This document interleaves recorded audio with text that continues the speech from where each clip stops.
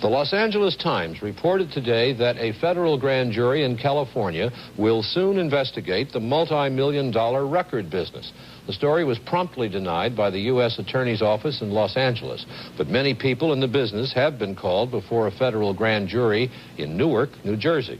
They were asked about drug dealing, payola, mob connections, and high living at company expense.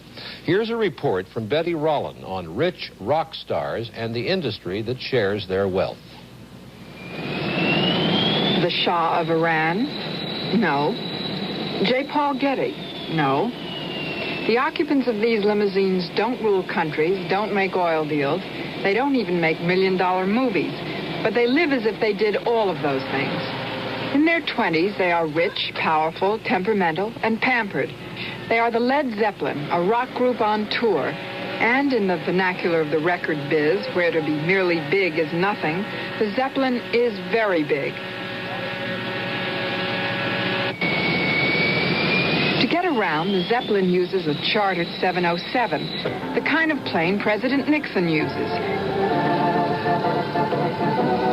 But the president's plane doesn't have an organ, nor a 15-foot mirrored bar, nor in the private quarters does it have 2 bedrooms and a fireplace. I do like to be beside the sea. Nor does the president travel with an entourage that looks like this.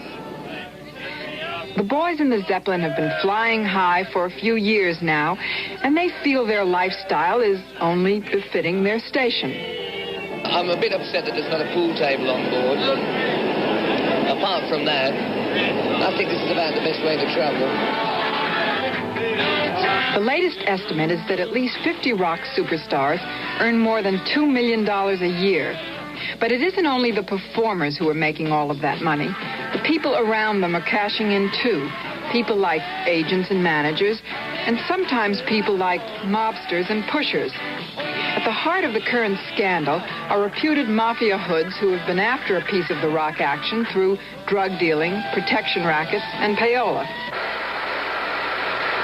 Of course, no one has profited more from the rock phenomenon than the $2 billion a year recording industry. Scandal or not, the rock recording industry rolls on, and the stakes are high. Of 7,500 new releases a year, only 150 will be hits. So when company heads think they might have a hit, they sort of go crazy. Freak rock is big this year, so when David Bowie came along, a flaming red-haired, self-proclaimed bisexual, RCA put up $100,000 for promotion and publicity to make the chance of a Bowie hit less chancy. This money, more or less, is spent in the direction of radio advertisements, in-store display units, pictures of David Bowie in-store, more or less, so the consumer can see the product that is available. Underground news media, newsprint, and several underground papers, which more or less pinpoints the markets in which we're trying to take David.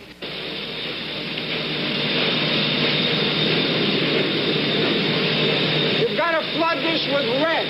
There's not enough red in there. All the promotion, all the effort, all the money, all the shadiness, all the payola is to attract the attention of kids like this.